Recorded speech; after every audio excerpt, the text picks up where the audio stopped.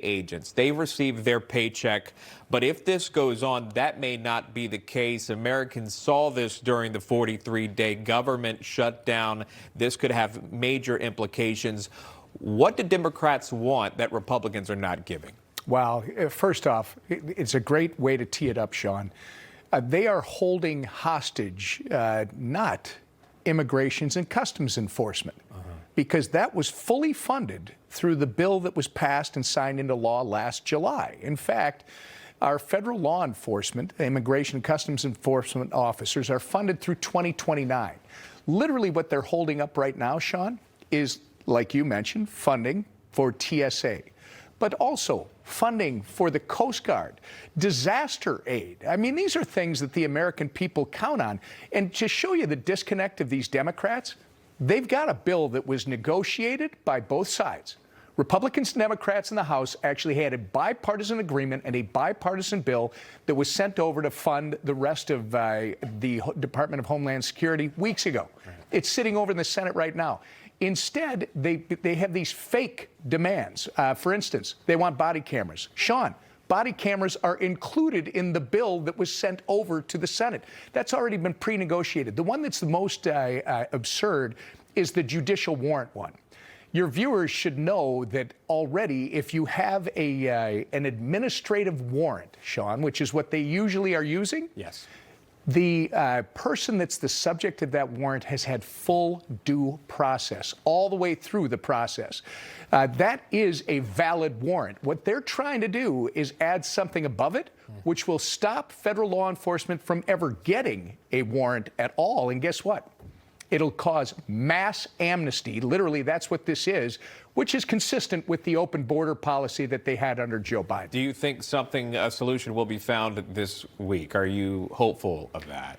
Look, I'm always hopeful that they'll come to their senses and recognize that they're there to put the American people first instead of their political gamesmanship. And in this one, I'm very concerned because not only did they allow this to lapse, the good news is we've funded 96% of the government already. So you're talking about a very small piece, but a very important piece. This is about the security of the homeland and the American people.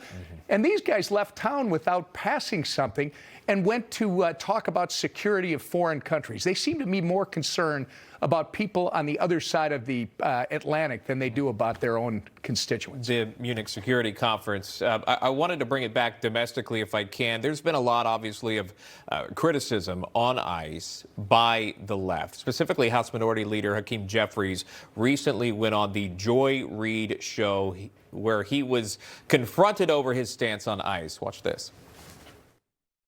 You said you want to rein in ICE.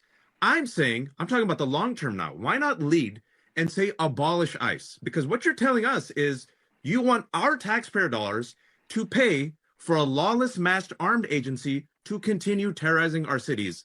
And I'm trying to figure out how you, as a leader, can be telling Americans that their taxpayer dollars should be going to ICE. I don't understand anything that you just said. I spoke English. I don't understand anything that you've just said to me when I've made clear that taxpayer dollars should be used to make life more affordable for the American people, not brutalize or kill them. You agree with me and Joy, abolish ICE. Listen, I'm going to use the language that I want to use. You can use the language that you want to use.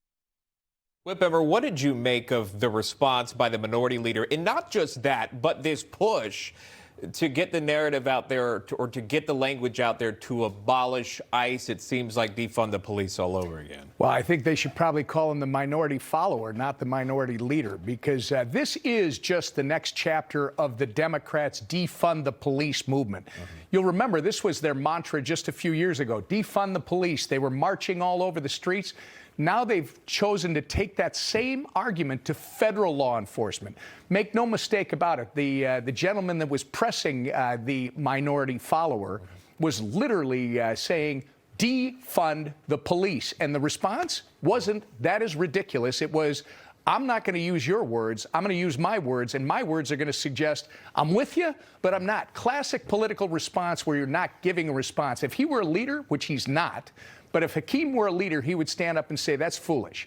We got to talk about how we keep the law-abiding American citizens safe.